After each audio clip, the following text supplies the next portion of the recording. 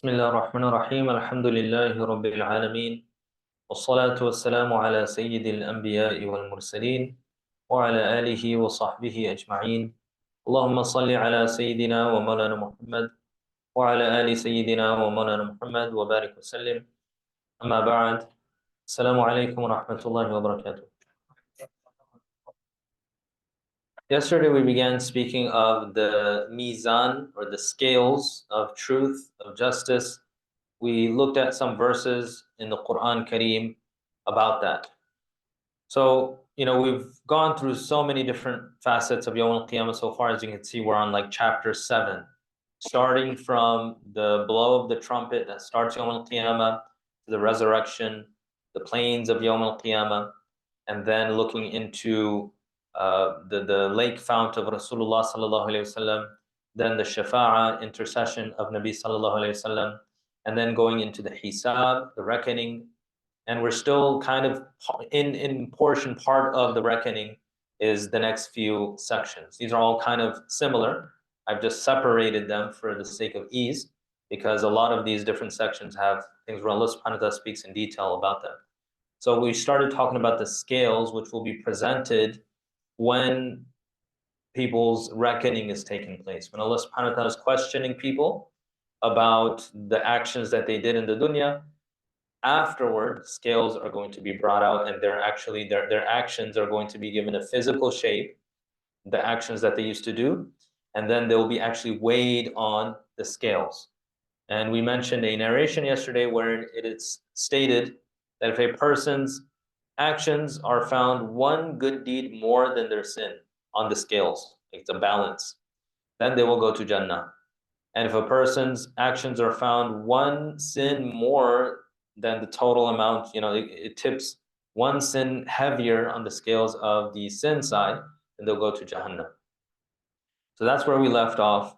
And now we're going to continue talking about some narrations of the scales. So we started talking about certain ahadith in this regard, how people are going to crowd around the scales, how it's very fearful.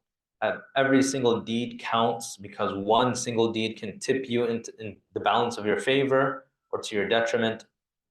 And we left off with this narration. So we're going to talk about 3 places where no one will remember anyone else.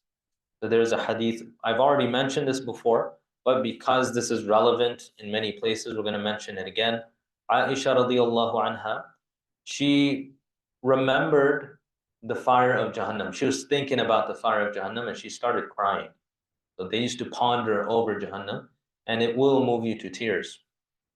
So Rasulullah sallallahu alaihi wasallam saw her. He said, "What makes you cry?" And she said, "I was thinking about Jahannam and the fire, and I started crying." And then she said, "Are you going to remember your family on Yawm al-Qiyamah?" So she is the family of Rasulullah sallallahu alaihi wasallam, the wife of Nabi sallallahu alaihi wasallam. So she's asking, "Are you going to remember me? Because I need your help."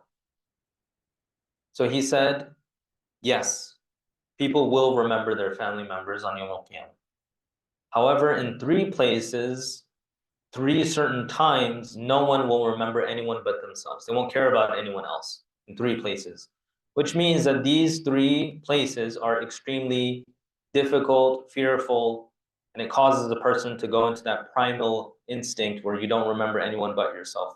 I mean, this happens in dunya too, right? When a person is pushed to the edge, they kind of stop thinking about anyone but themselves. It can happen. In Yawm al-Qiyamah, it will happen to everyone. So Nabi sallallahu alaihi wasallam says in 3 places, no one will remember anyone. He says, by the scales, until they know whether their scale is light or heavy. So that's one of them. When the scales are brought, and you don't know if your scale is going to be heavy in your favor or not, you're not going to be thinking about anyone else. Number 2, when the books are given, and it is said, here, read your book, until they know whether their book will be given to their right hand, left hand, or behind their back. So when people are given their book of deeds and they have to read that book of deeds, those their books, they will not be thinking about anyone else. The affair will be too difficult. It'll cause them too much mental strain to think about another person. And lastly, by the bridge, when it is placed over the back of Jahannam. When they have to cross the Sirat, people will not care about anyone else due to the gravity of the affair. So this is one of them, the scales. And of course, this applies to the books and it also applies to the Sirat. Just a side note, as brothers are coming in, obviously they won't know when they're coming in, but the brothers who are here, we can shift into this very spacious area, inshallah, for those brothers that want to do so. And for those that like to stay in places where people walk, then you're free to do that as well. Just joking. But there's a lot of space here, inshallah. You guys fill it up. It's good, inshallah. All the kids and stuff. The elders sit where you are, inshallah. It's good. Okay, you can move as well. And it also helps because, you know, this is a pathway to go to the restroom. Inshallah.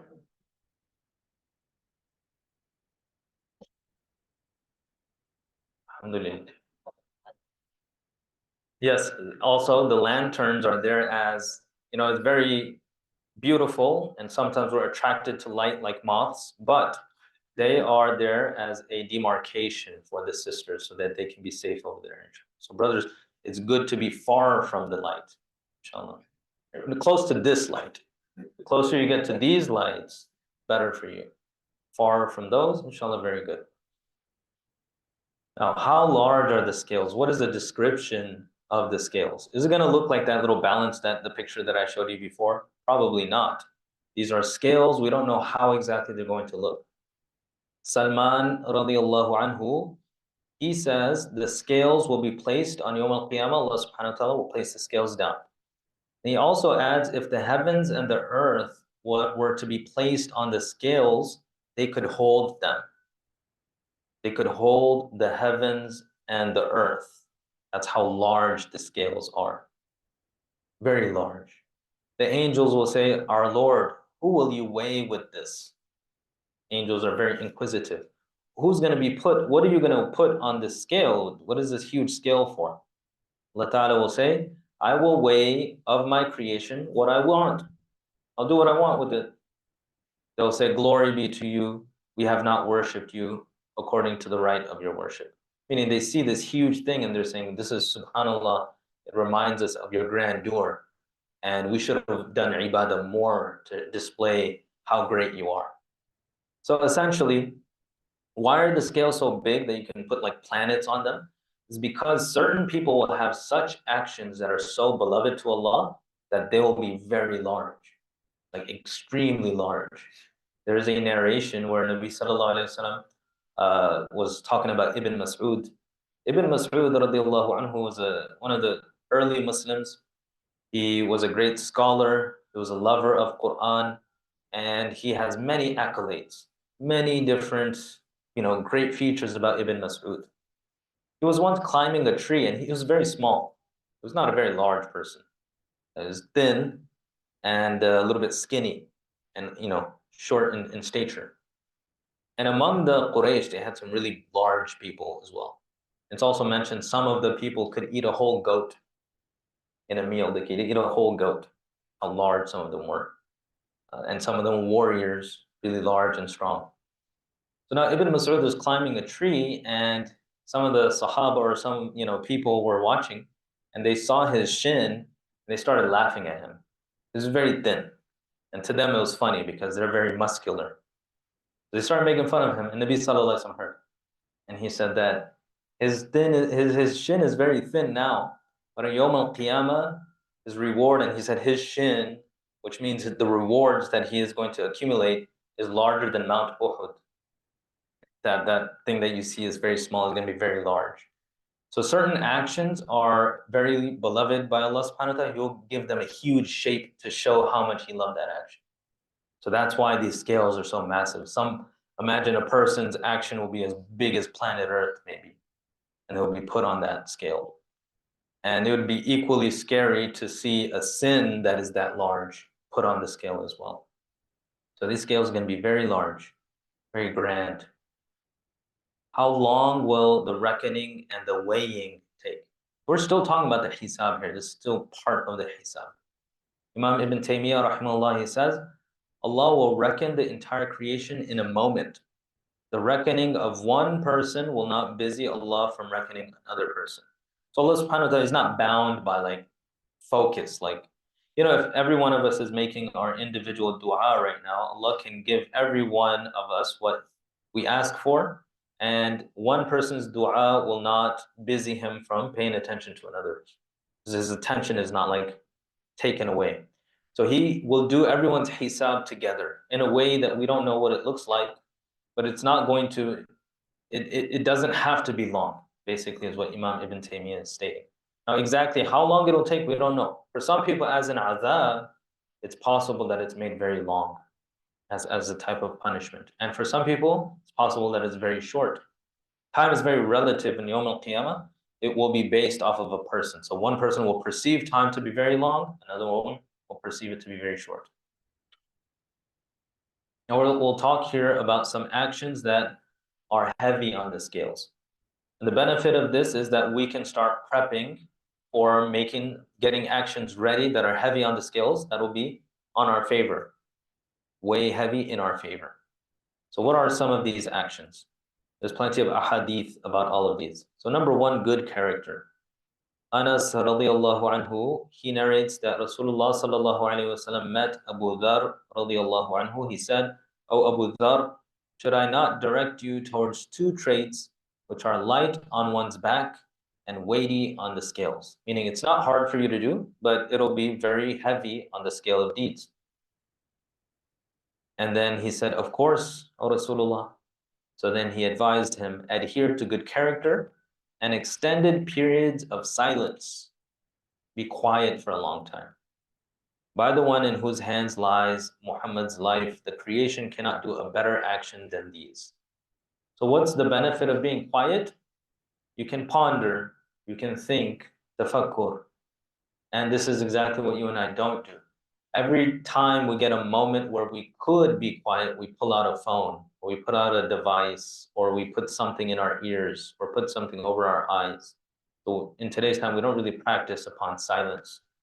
And it's not just normal silence, like, just sitting there quiet. It's silence with thinking something positive. We don't give ourselves the opportunities to have very profound thoughts because we're always overstimulating ourselves. So actually, Nabi Sallallahu Alaihi Wasallam would advise us not to use phones. So again, brothers in i'tikaf, put your phones away, inshallah. Right? Turn it off even. If you don't want to give it to someone, turn it off. And then give yourself a certain period throughout the day.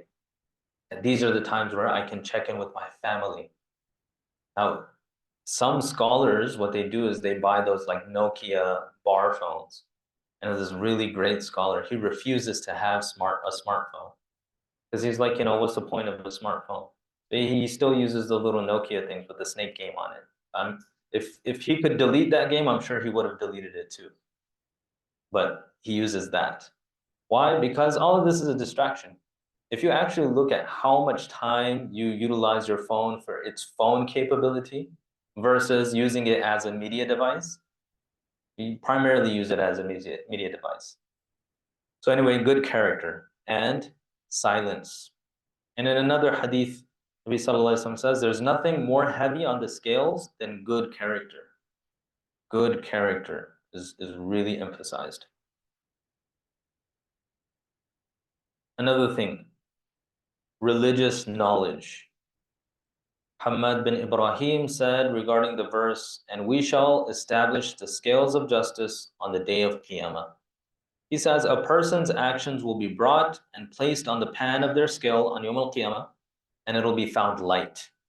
So someone's actions is put on the scale, and then the actions are light. You don't want it to be light.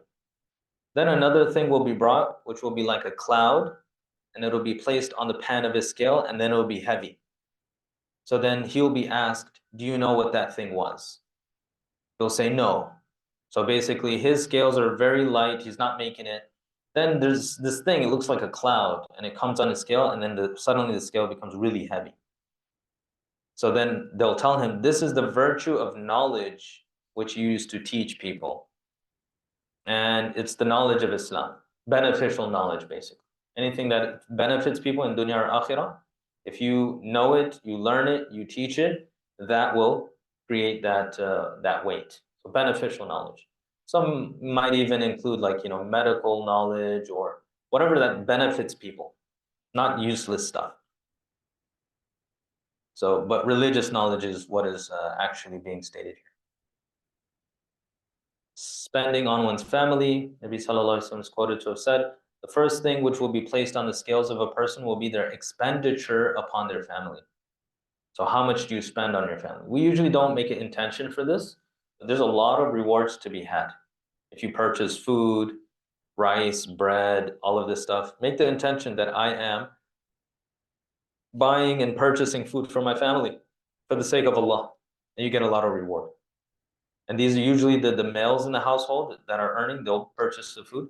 And the sisters, the wives, what they can make the intention of is I'm cooking to serve my family for the sake of Allah. Create the upkeep, if that's what they're doing. So then they make that intention, and then every time someone eats from that food, you get reward for it. And every time someone eats from the food, then the person who purchased it also gets reward. Now think about this. Probably no one made this intention. If you did, alhamdulillah. Beginning of Ramadan, you buy like chickpeas and you buy rice and lentils and oil and you buy all these kind of necessities. If you made the intention that I'm buying this for the sake of my family and I want to, this is a sadaqah for them, a charity or a hadiyah. Every time they break their fast, you're actually feeding people to break their fast. And the reward of giving people something to break their fast, you get that reward of the fast as well. But if we don't make the intention, then it might be lost. Patience and perseverance at the loss of a child. Rasulullah said, what a great situation. There are 5 things which are extremely heavy on the scales. La ilaha illallah, Allahu Akbar, Subhanallah, Alhamdulillah, so that's 4. And a pious child who passes away and his parents expect a reward from Allah due to their patience. So Subhanallah, Alhamdulillah, La ilaha illallah, Allahu Akbar. Those 4 are really heavy. You should do a lot of adhkar with that. And the last one, pious child dies.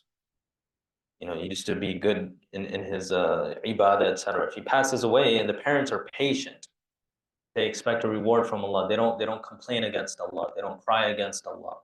They say, oh Allah, I'm going to be patient. I'm going to control myself because I know this reward is there. That's very heavy on the scales, that type of sabr.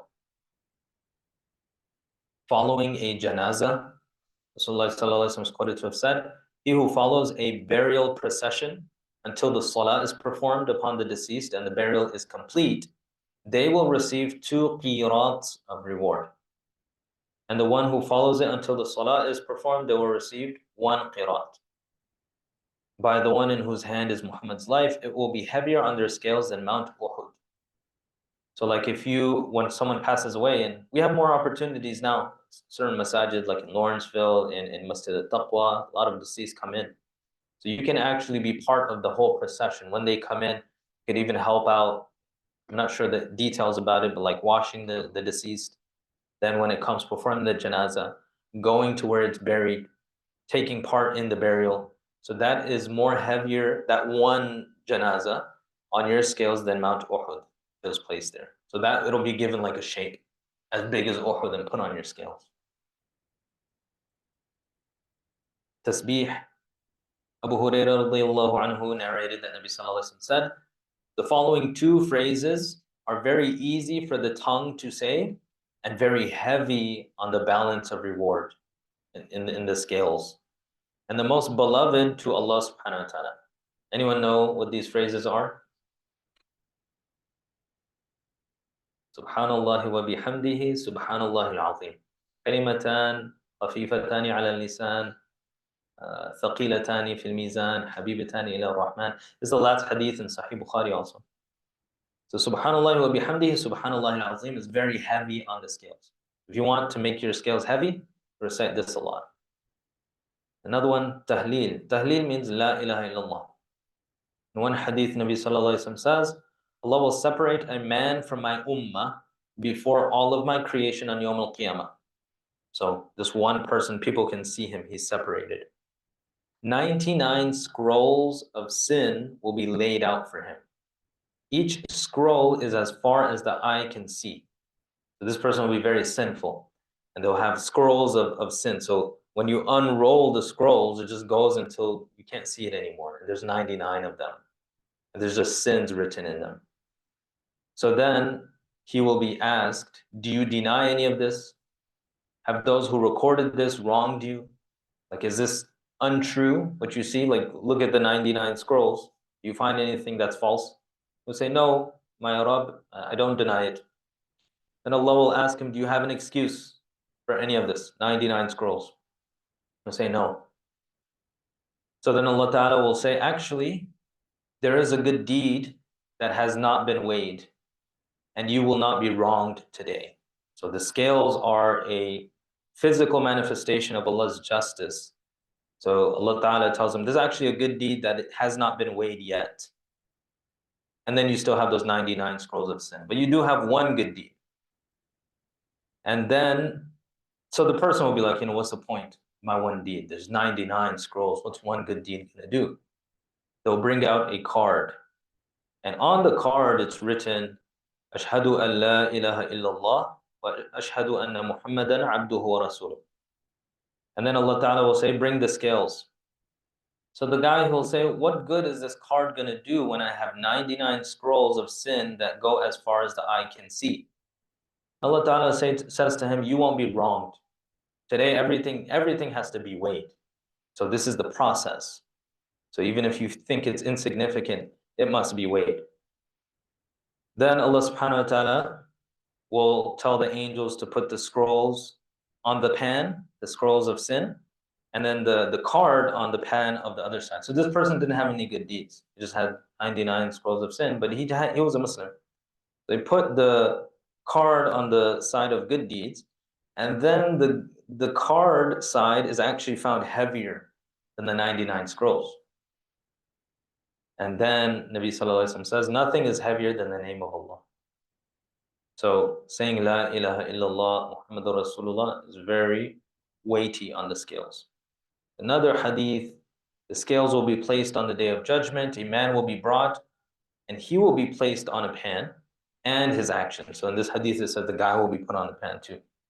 The scale will begin to lean against him, meaning it's going to be found against him. Then he will be sent to the fire, because his negative scale is heavy. When he's being taken to the fire, a crier will cry out by Allah, wait, there remains something for him to be weighed. And then there will be a card, and on the card is a shahadatain. Then when they put the card there, then it is found that his balance of his deeds becomes heavier. So saying the shahada a lot is very powerful. So these are things that will happen by the scales, and this is part of the larger Hisab. Now after that, after the Hisab and after the scales is the final judgment. So in the final judgment, there's many different aspects, and that's what we're going to focus on tonight. So there's various ayat in the Quran about this. Allah subhanahu wa ta'ala says, إِنَّ رَبَّكَ يَقَضِي بَيْنَهُمْ بِحُكْمِهِ وَهُوَ الْعَزِيزُ الْعَلِيمُ. Truly your Lord will judge between them in his wisdom. He is the Almighty, the All-Knowing. So Allah subhanahu wa ta'ala will judge between everyone. Any wrong that anyone did to anyone, that will be settled. Anything that needs to be checked, critiqued, that was done in dunya, that will be done too.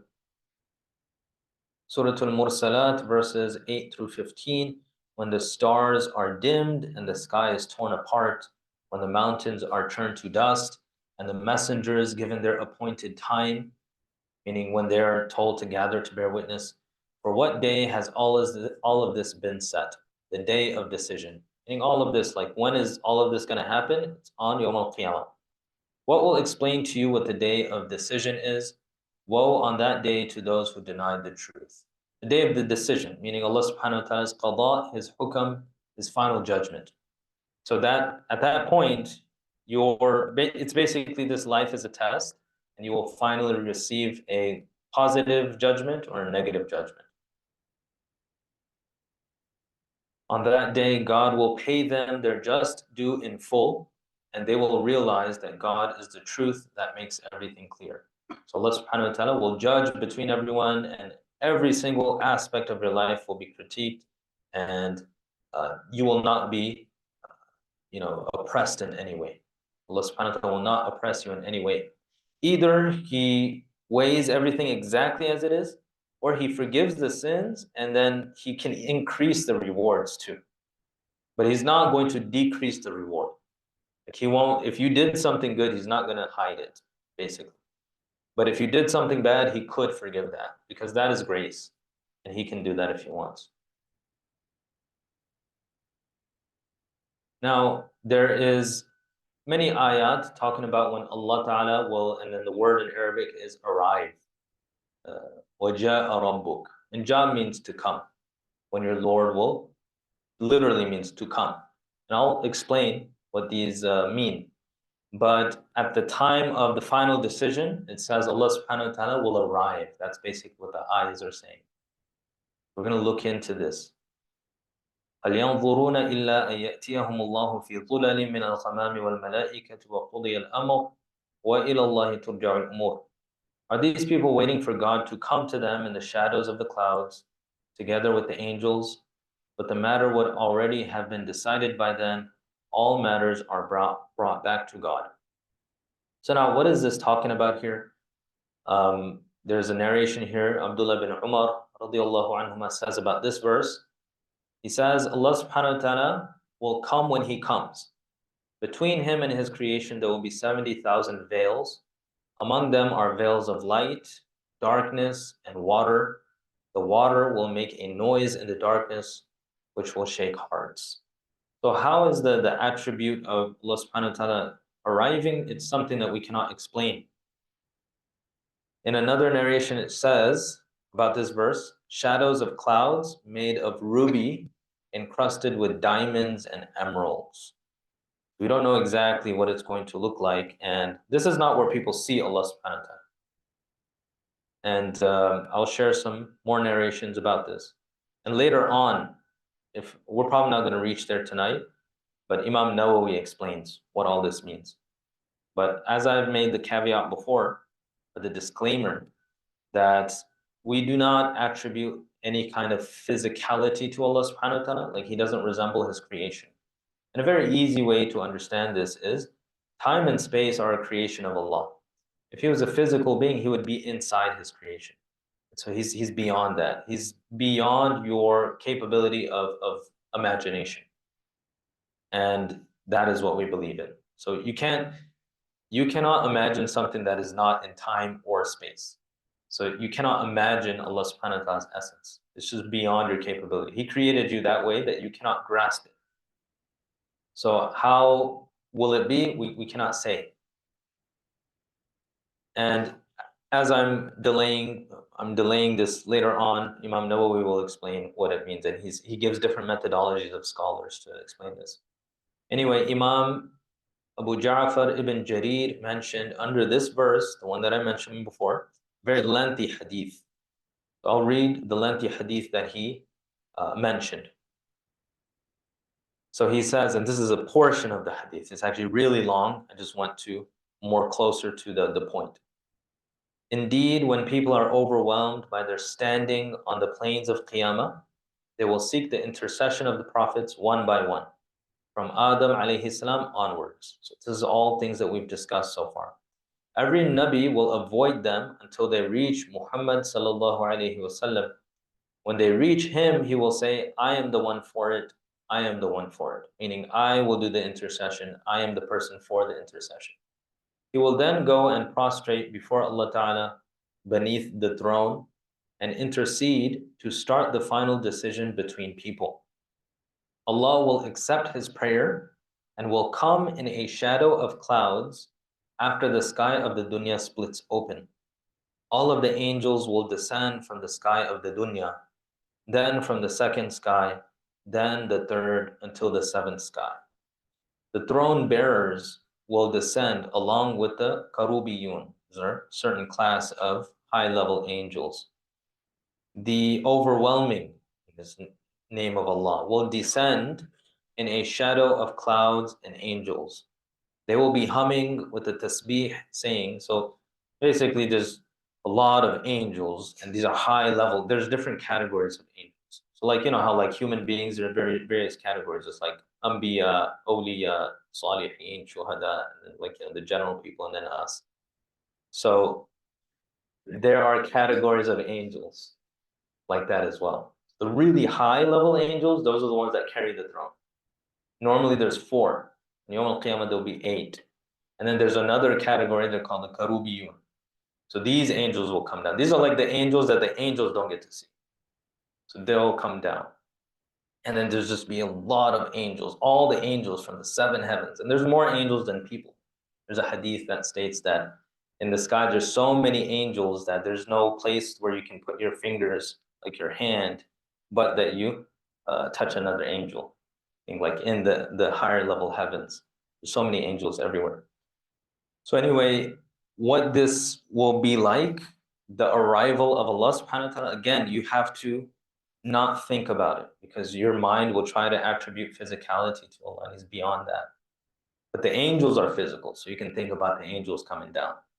The skies will be torn open, and then all the angels will be pouring forth, and then you have the giant angels. There's another hadith that states that there are some angels that are so big, if you were to place all the water there is on their head, it wouldn't drip down. You know, like if you have a little drizzle that falls on the center of your head, it doesn't roll down. It's not enough. So there's angels that big. If you were to put all the oceans on their head, it wouldn't even drip down. So these big angels will come too. There's a lot, billions and trillions of angels coming down. And they will descend humming with the tasbih. And they will be saying, pure is the owner of the dominion and the realms. Pure is the Lord of the throne, the possessor of all. Pure is the living who does not die. Pure is the one who gives death to the creation and does not die. He is extremely pure and holy, the Lord of the angels, the Spirit. Holy, holy is He. Pure is our Lord, the Most High. Pure is the possessor of power and grandeur. Be He purified forever and ever. So they're going to be singing this tasbih, and then the arrival will take place. This is in Surah Zumar, verses 68 through 70. The trumpet will be sounded, and everyone in the heavens and earth will fall down senseless, except those who Allah spares. It will be sounded once again, and they will be on their feet looking on. The earth will shine with the light of its Lord. The record of deeds will be laid open. The prophets and witnesses will be brought in. Fair judgment will be given between them. They will not be wronged, and every soul will be repaid in full for what it has done. He knows best what they do.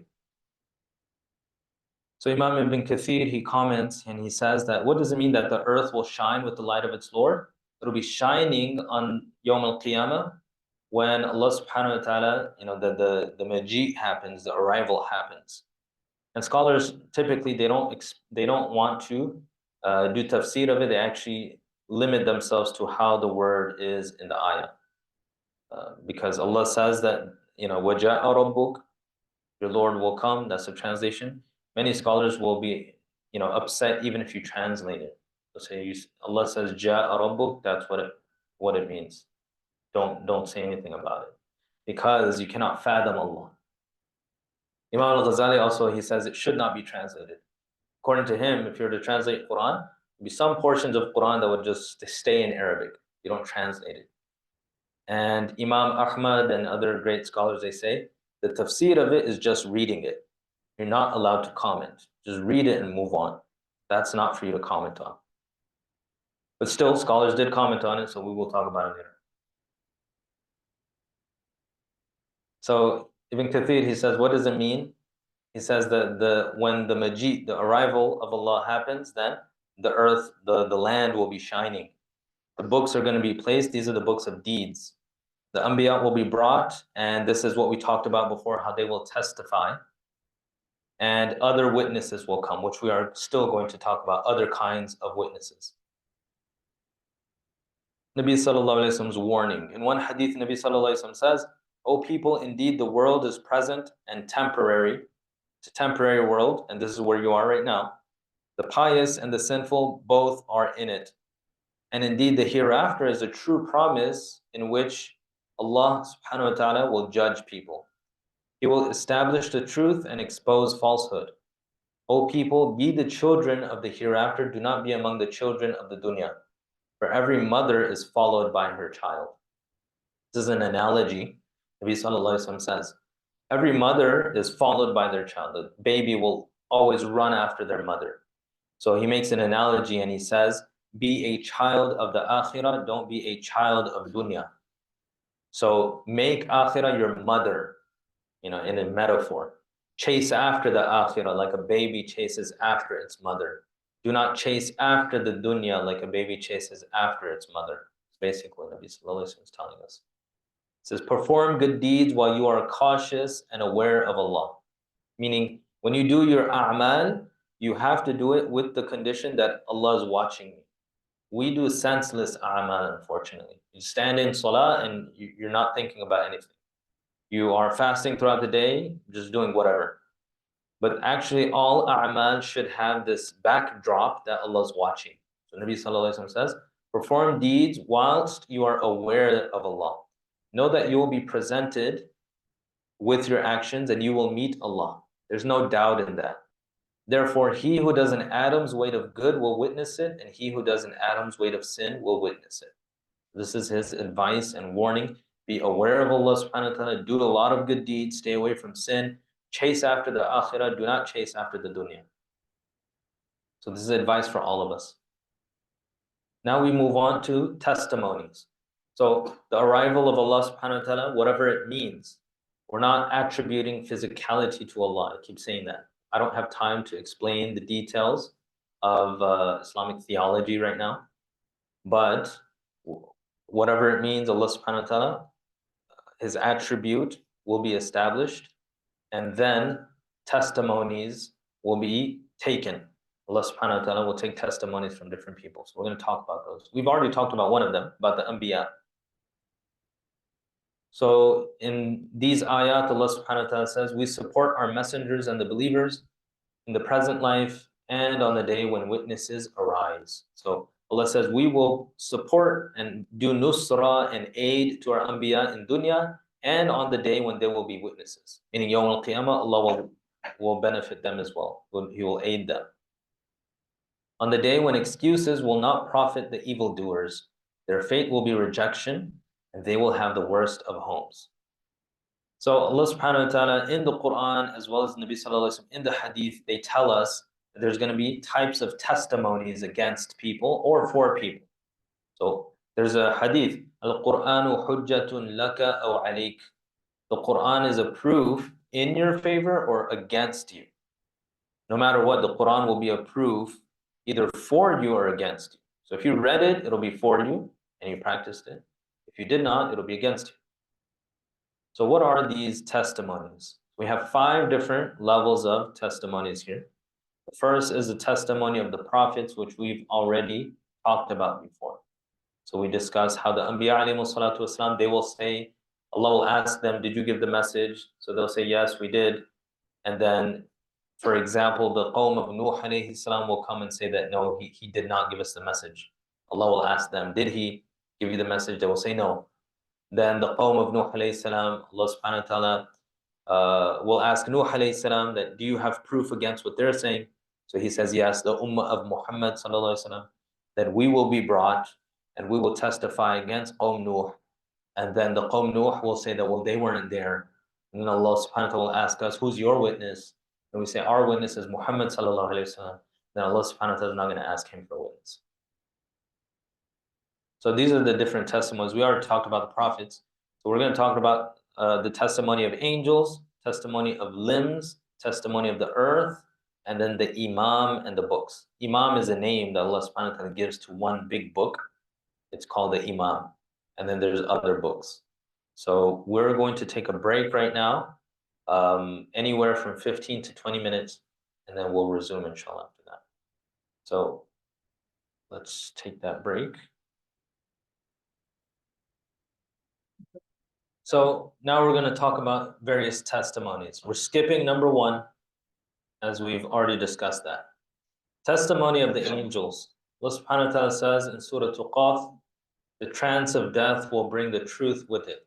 Meaning, as a person is in the throes of death, they will realize what the truth is. This is what you tried to escape, will be said to them. The trumpet will be sounded, that'll start Yawm al-Qiyamah. This is the day you were warned of. Each person will arrive attended by an angel to drive him and another to bear witness. So this ayah here in Surah Qaf talks about two angels, Sa'iqun wa Shahid. And this is not their names, but this is the actions that these two angels will do. And Uthman radiallahu anhu, he commented on the verse, he says that every person will arrive attended by an angel to drive him on and another to bear witness. And then he quoted this. So what he's saying is, when a person is resurrected, one angel will kind of push him to where he needs to go, and then another one will be a witness against him or for him. So angels will bear witness in favor of a person. So we're being watched by Allah subhanahu wa ta'ala, and even angels can see us. So it's very shameful, actually. You know, there's some sins that people do that they think they're alone, actually not alone.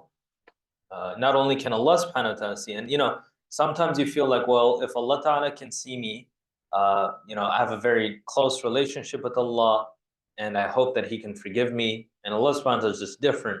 He's very forgiving and very loving. What about angels? Like angels can see me too. And then, you know, that's just, you know, less privacy. So you should always be very cautious. When you think you're alone and then you want to sin, you're actually not alone. So that is something we should be aware of. We talked a bit about this yesterday. We're going to mention it again. Testimony of a person's limbs. In Surah An-Nur, Allah subhanahu wa ta'ala says, on the day when their own tongues, hands, and feet will testify against them about what they've done. On that day, Allah will pay them their just due in full, and they will realize that Allah is the truth that makes everything clear. So here in a hadith, Anas radiallahu anhu said, Nabi sallallahu alayhi wa sallam smiled and he said, do you know why I laughed? We said, Allah and His Rasul know best. Then he said, it's because in my mind, a discussion, like I've been told about a discussion that will happen, I was thinking about it. And that is a talk which the servant will have with his Lord. He will say, my Lord, have you not guaranteed me protection against injustice? So a slave will talk with Allah subhanahu wa ta'ala on Yawm al-Qiyamah and he'll say, Allah, you stated that no injustice will be done today. Isn't that true? Then Allah subhanahu wa ta'ala will say, yes, no injustice today. And that's, like we mentioned, the manifestation of the scales. Then the servant will say, I don't consider any witness against me to be just except for myself. Like he will try to basically argue with Allah subhanahu wa ta'ala. Like get into like a debate with Allah ta'ala. He's saying, oh Allah, didn't you say that there's not going to be injustice? Allah will say, yes, there's no injustice. So then he'll say, well, I consider injustice any other witness but myself. So now I am my own witness. So then Allah subhanahu wa ta'ala will say, you are enough against yourself as a witness, as well as the two angels who had been appointed to record your deeds. So then, you know, these two angels will be brought. Then a seal will be set on his mouth. So he will think that he will be his own witness, but his mouth will be sealed. Then it will be said to his hands and feet to speak, and they would speak of his actions. Then the mouth would be made free to talk again. And he will say to his hands and feet, get away from me. May Allah's curse be upon you. I was trying to give you safety. That's what I was trying to do. So he was trying to argue in favor of his own. He was trying to save himself. But then Allah subhanahu wa ta'ala sealed. He said, okay, you'll be a witness for yourself, no problem. But then the mouth is sealed. So his hands, his legs, his feet, they start talking. So then, you know, he got caught in his action.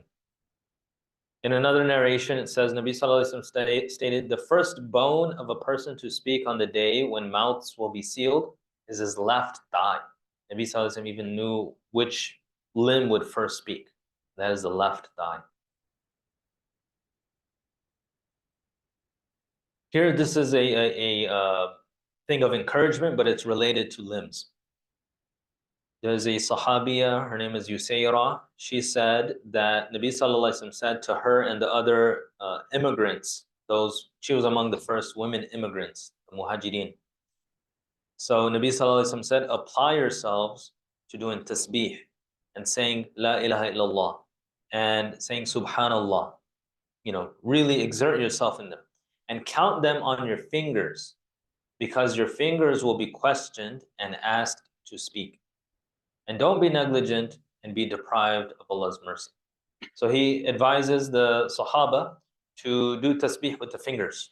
Like after Salat, people do the counting on the tasbih with the fingers. And there's an interesting commentary on this I want to share. Imam Munawi, rahimahullah, he says in the commentary of this hadith about counting with the fingers, he says basically you have to count your dhikr continuously with your fingers. So it's good to count dhikr with the fingers. And this also shows that you should have an amount that you're aiming to achieve, right? So you shouldn't just be saying arbitrarily, say, okay, I'm going to say 100 times La ilaha illallah. So then you have to count with the fingers. So count on each finger. So he says this means to count on each finger, not what many people are in the method of counting with the finger. So he said there's another method. People don't know it anymore. They used to count like this. There's a method where you can count. This is a special way the Arabs would count. You can count like a few thousand, and then you start bringing in this one. But he says, no, what Nabi Sallallahu Alaihi Wasallam says, like count like this, like normal, simple counting. What I did is a special type of counting that we learn, and there's like books about how to count this. Yeah, I could count to 33 like this. I only learned 33 because that's where I stopped, and then. But he's not. Imam Munawi says not this one, the normal way. He says count normally because that's in the hadith Nabi Sallallahu Alaihi Wasallam. So you don't have to learn that. And he says about the fingers being made to speak, they will testify against you or for you, right? So fingers will actually testify in your favor if you used to count with tasbih, or if you used to do bad things with your hands and your fingers, then they will testify against you. As for the believer, they will speak on behalf of their good actions and they'll remain silent about their sins as a type of concealment given by Allah. So if you used your hands and your fingers for dhikr, they will become your friends and they won't speak about your sins. And they'll only mention that, okay, he read La ilaha illallah, subhanallah, etc. But if you used your hands for bad things, then they will expose you. He says, as for the kafir, the opposite is true. For their good was for other than Allah and therefore wasted. And then he adds, and this is why I wanted to mention this, this is the foundation for the establishment of using a subha, tasbih, right? People use the tasbih. Just a few days ago, someone called me. He's a new Muslim. Someone told he was using a tasbih. Someone was saying this is unfounded in Islam. This is an innovation. Imam Munawi is saying this hadith is a proof that you can use a subha or a tasbih. And then he adds, it was a known practice amongst the Sahaba, Imam Munawi is saying. So a lot of people, they don't use tasbih anymore because maybe some people told them this is an innovation. It's not. So then he says, Abdullah bin Ahmad narrated that Abu Hurairah had a long string with 2,000 knots. He would not sleep until he did a tasbih on each of them.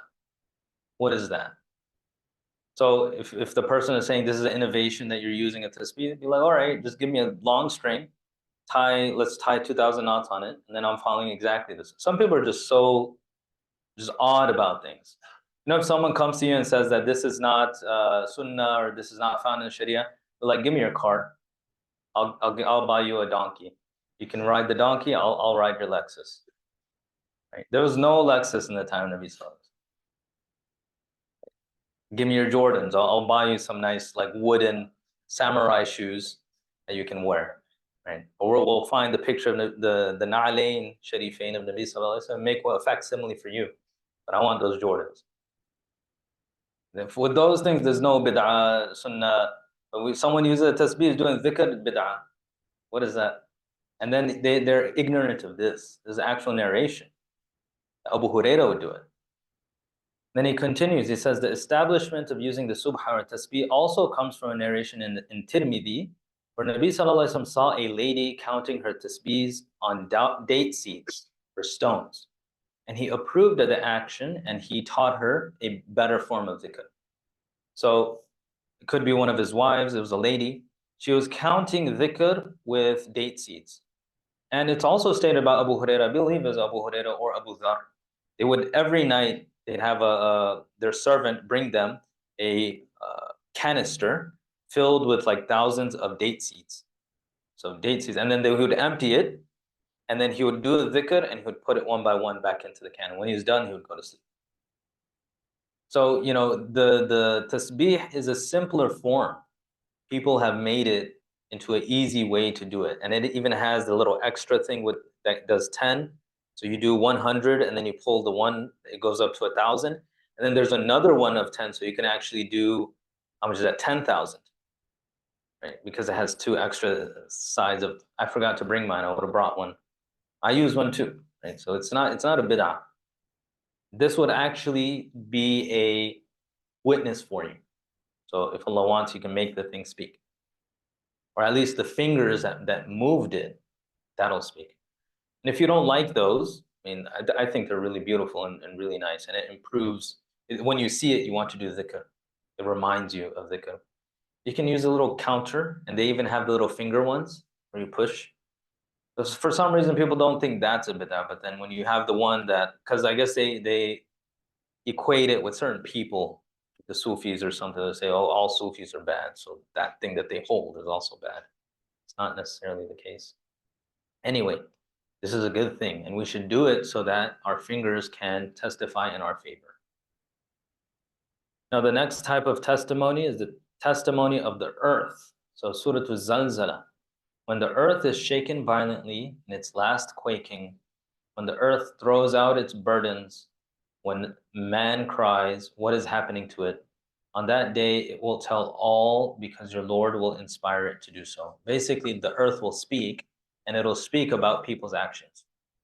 Nabi Sallallahu Alaihi Wasallam recited this verse, and then he asked them, do you know, يَوْمَ إِذٍ تُحَدِّثُ أَخْبَارَهَا.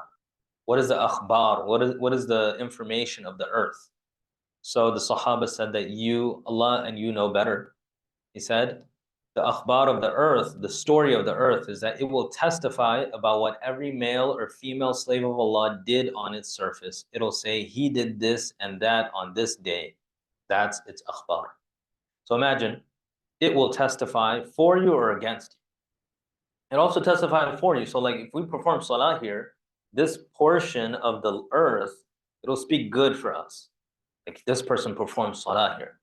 But likewise, if you go somewhere to sin, that portion of the earth will say that he did this sin or she did this sin on me at that time. So it's remember, you're not alone. This whole thing that I am completely alone right now. Allah's watching, angels are recording. The earth, it has some sentience about it. In another hadith, Anas radiallahu anhu said, there is no day or evening, but that portions of the earth call out to one another, saying, O neighbor, has any slave come across you today and performed salah upon you for Allah? Or have they remembered Allah upon you? Some portions of the earth will say no, and some will say yes. And when they say yes, they will see it as an honor of some portions over others. So earth, it has like feelings, and there's different portions of it that talks to one another. And like at the end of the day, they'll say, hey, anyone came and prayed on you? This guy came and prayed on me today. And he made dua and he did dhikr.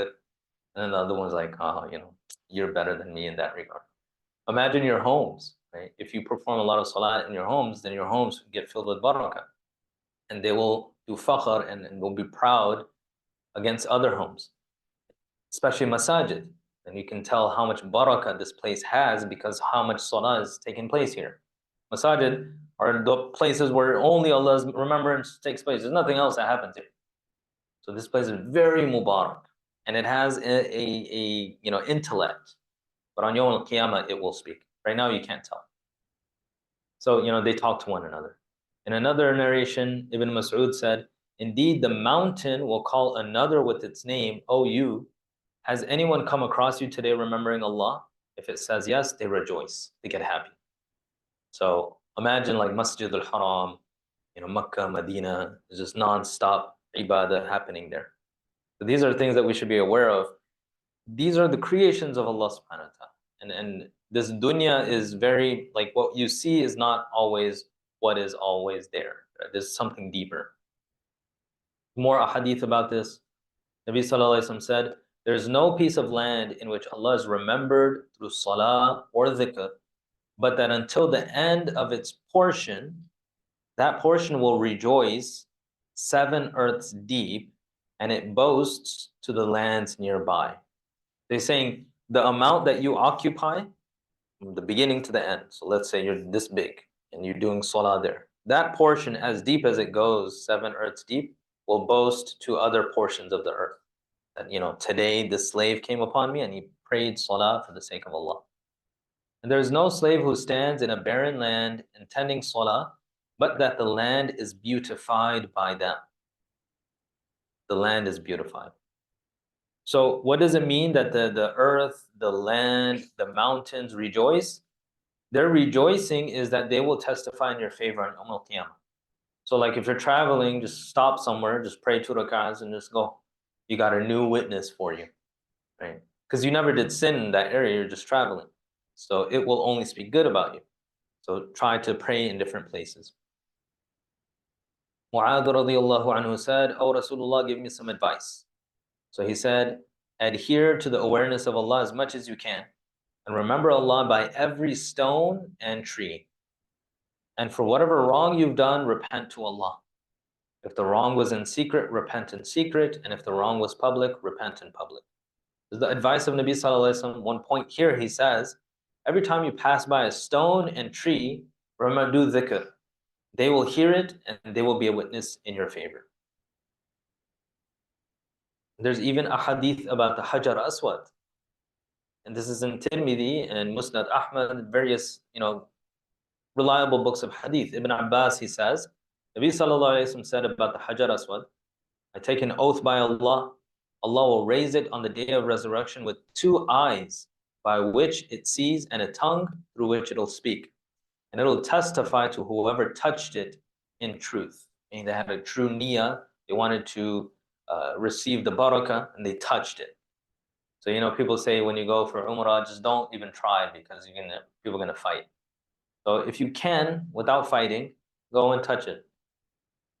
And at least you do the istilam from far. Some people, they get to kiss. Right? But this is the barakah of it. It'll speak and testify in favor of that person. In another hadith, Nabi Sallallahu Alaihi Wasallam said, the cornerstone of the Kaaba will appear on Yawm al-Qiyamah larger than the mountain Abu Qubais. Abu Qubais is a mountain in Makkah, very large mountain. It's next to Nabi Sallallahu Alaihi Wasallam's house, very large mountain. So he says, Hajar Aswad will be bigger than Abu Qubais. It'll have a tongue and 2 lips. It'll be like, it's aware, it has awareness. In another narration, it says, it will testify for the one who saluted it truthfully. True salute.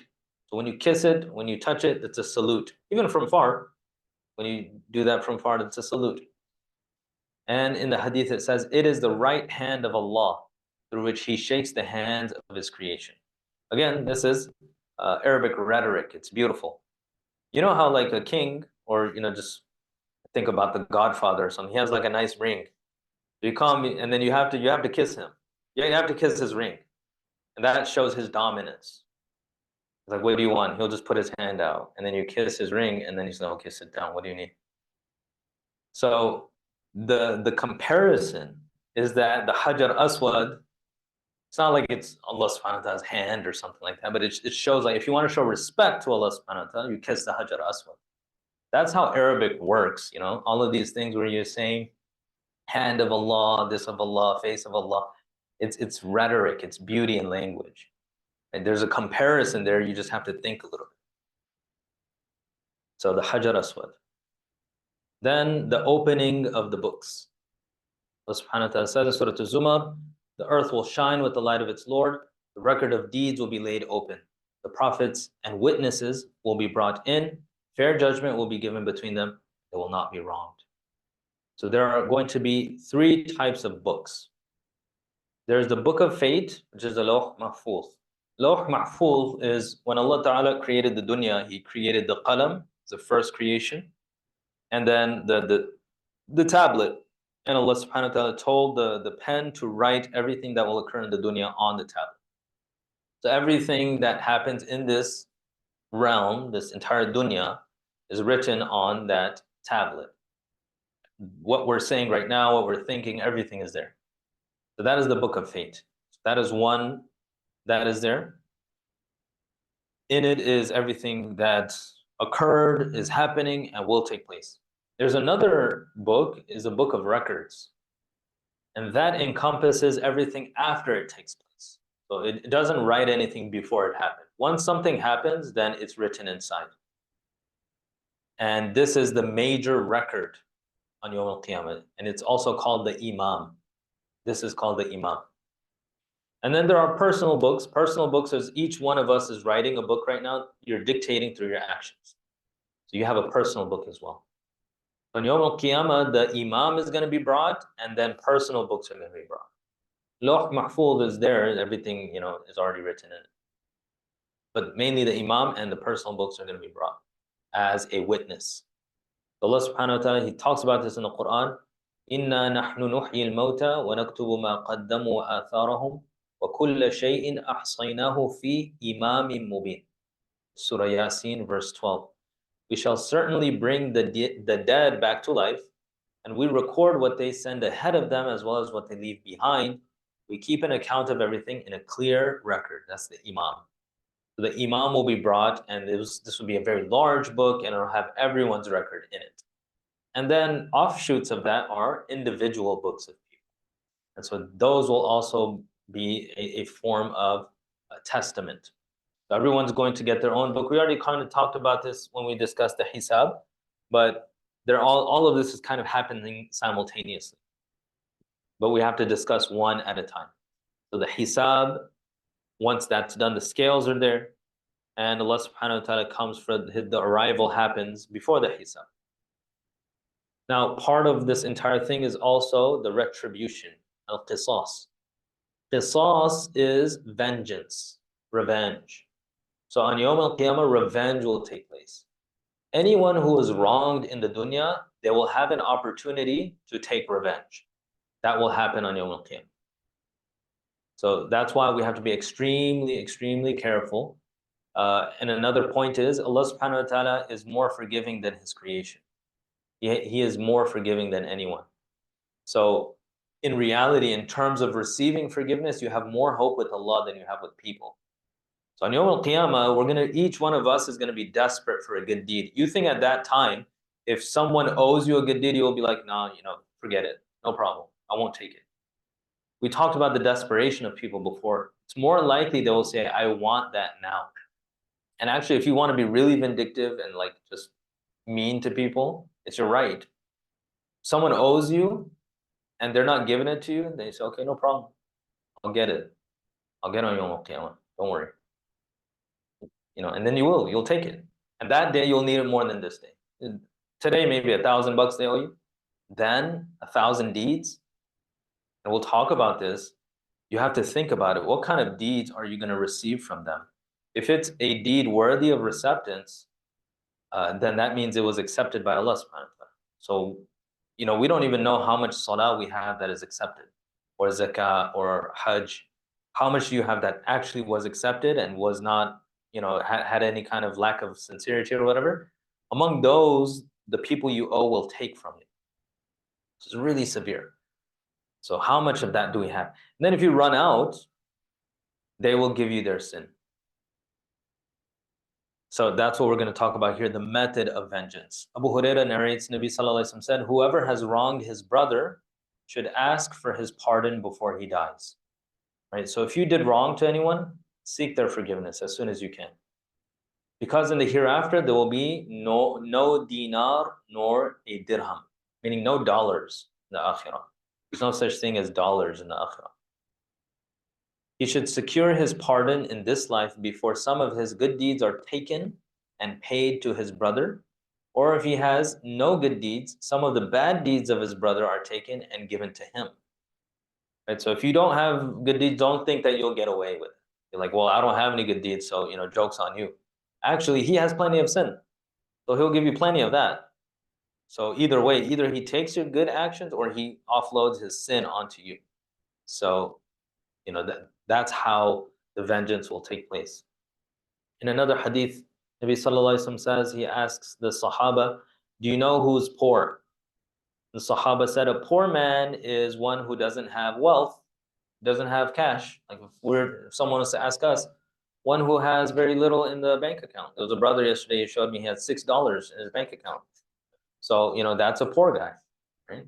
May Allah make him very rich and wealthy, and make him independent, and give him halal rizq and sustenance. But, currently, $6, maybe a cheap burger or something like that you can get. Or maybe he spent it all fi sabilillah right before the odd night started. I would have just waited for 27th. People say 27th is Laylatul Qadr, so they even have it on calendars. They have 27. They say Laylatul Qadr on the 27th night. SubhanAllah. How did they know? Nabi Sallallahu Alaihi Wasallam didn't know. They know. It's the 27th they put Laylatul Qadr. Anyway, so Nabi Sallallahu Alaihi Wasallam said, the poor of my ummah is the one who will come on Yawm al-Qiyamah with a lot of salah, a lot of siyam, a lot of zakah. He used to pray a lot. He used to give zakat. It was accepted. He used to do fasting. He is poor because he used to abuse other people. He used to curse them. He used to speak bad about people, slander them. And he used to unlawfully consume people's wealth. He used to shed people's blood. He used to beat others. So this person, his virtues will be credited and taken by all of the people that he owes. And once his good deeds are completely gone, their sins will be piled onto his load, and he will ultimately enter Jahannam because of that. So the poor person is not someone who doesn't have anything. He actually has a lot, but his debts are severe. So he's really in debt. Spiritual debt. That's what you and I have to be more scared about than actual financial debt. Financial debt is scary. You get your house and car repossessed. But what about your Akhirah, your Jannah getting repossessed? That's what happens when we are financially bankrupt. And Allah subhanahu wa ta'ala will, the vengeance can happen for the smallest detail. Jabir ibn Abdullah, he said, a hadith reached me from a person who heard from Nabi sallallahu alaihi wasallam. So basically Jabir radiallahu anhu, he heard a hadith from someone that this person heard from Nabi sallallahu alaihi wasallam. Right? So he's a third party. He didn't hear directly. He heard from someone that this person heard. He's like, wait, that person's still alive. Basically what happened is someone told Jabir, I heard from this Sahabi that Nabi sallallahu alaihi wasallam said. So Jabir is like, well, that Sahabi is still alive, so I'm going to go and verify this information. So he got a camel and he went all the way to Syria to meet Abdullah bin Unais. So you guys understand what's happening. For one hadith, he traveled from wherever he was, Makkah or Medina, went all the way to Syria because he heard from a third party that Abdullah bin Unais heard from Nabi sallallahu alaihi wasallam. For that one hadith, he wanted to make sure that Nabi sallallahu alaihi wasallam said it. So he took a camel, he went all the way to Syria. So he found Abdullah bin Unais and he said to the guard, say to him that Jabir has come. And then he said, Ibn Abdullah? He said, yes. So then Abdullah bin Unais came out running, and then he hugged me and I hugged him. And he said, I said, there's a hadith which reached me from you that you heard Nabi sallallahu alaihi wasallam say something about the qisas, the retribution. I feared that you would pass away or that I would pass away before I hear it directly from you. So then he said, okay, I heard from Rasulullah sallallahu alaihi wasallam, people will be resurrected on Qiyamah, naked, uncircumcised, and buhman. We said, what's buhman? And he said, they will have nothing. So when they're resurrected, they're absolutely nothing, not even clothes.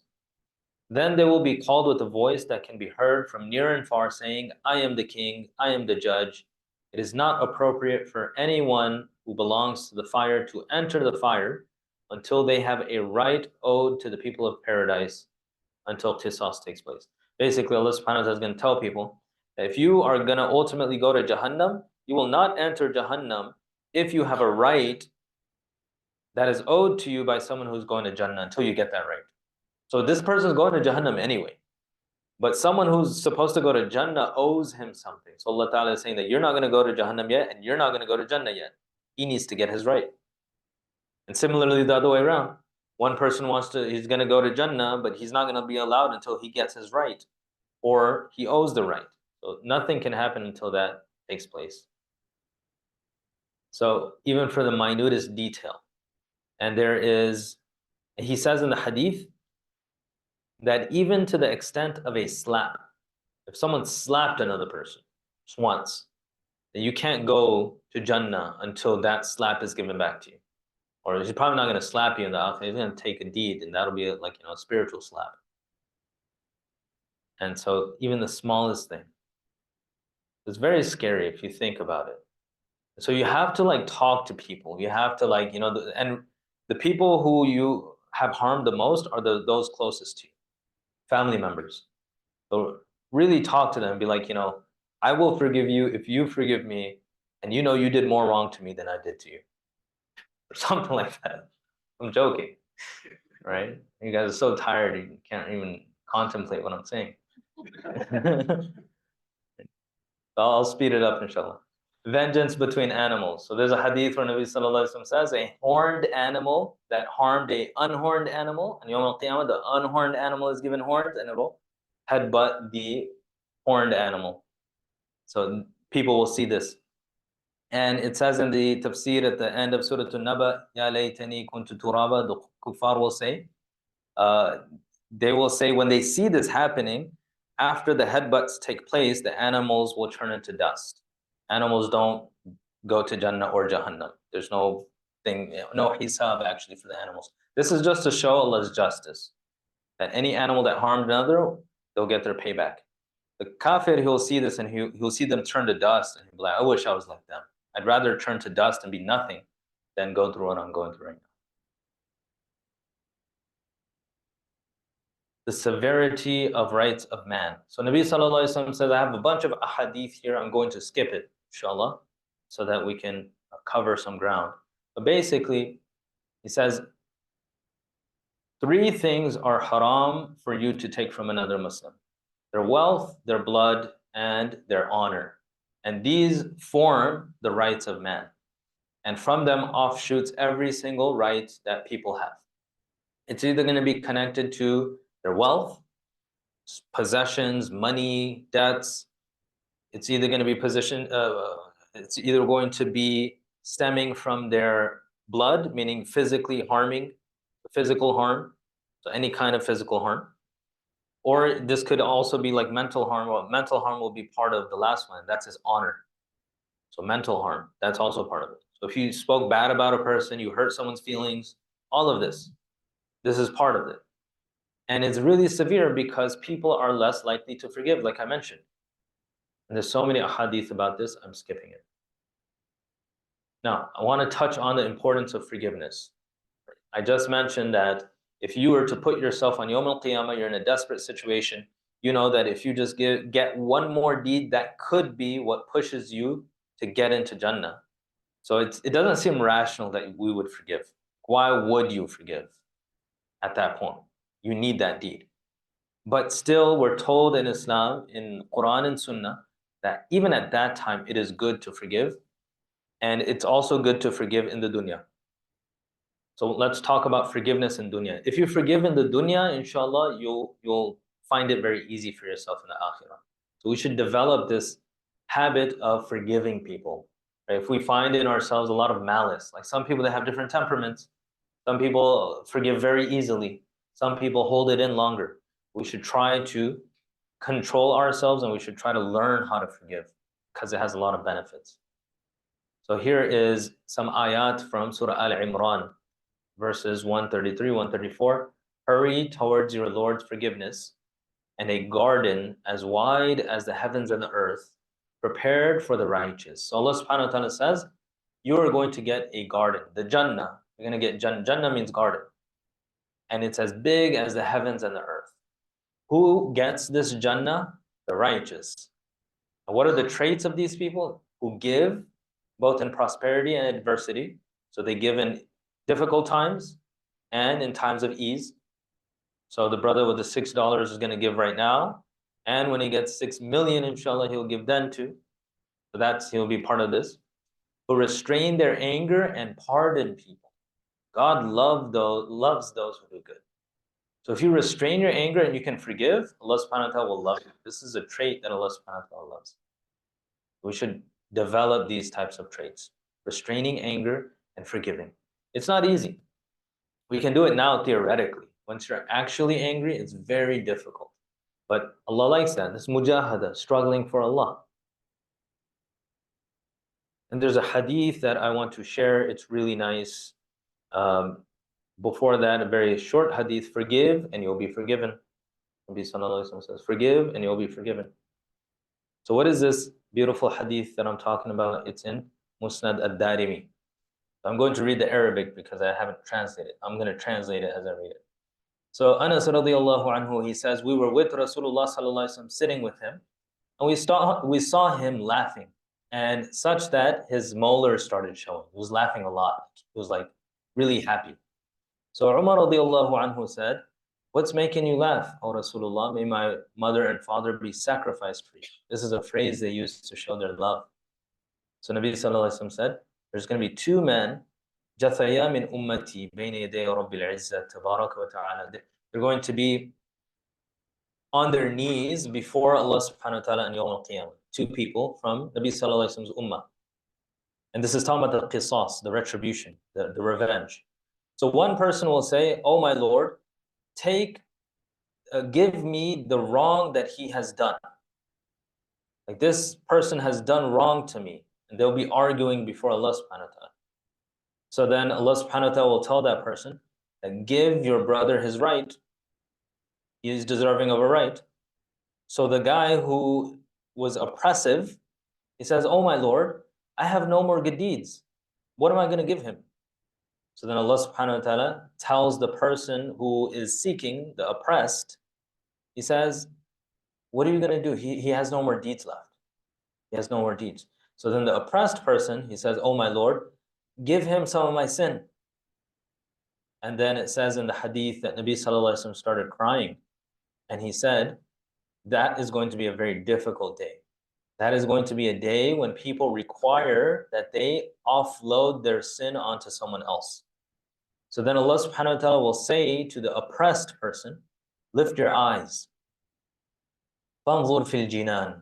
So lift your eyes and see. And in another narration that I read, it says that they'll be arguing, and Allah subhanahu wa ta'ala won't even say anything, but in the horizon, and we mentioned the ayah before, that Jannah will be brought near.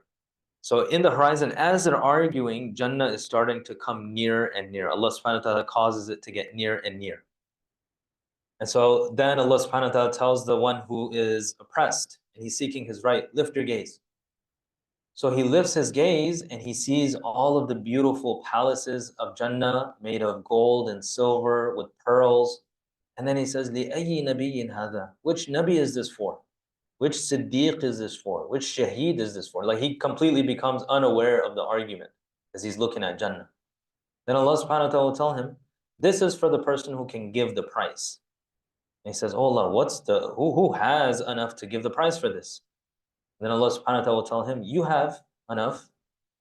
And then he says, what can I do? What can I give for this? Allah subhanahu wa ta'ala will tell him, if you forgive him, then you can have it.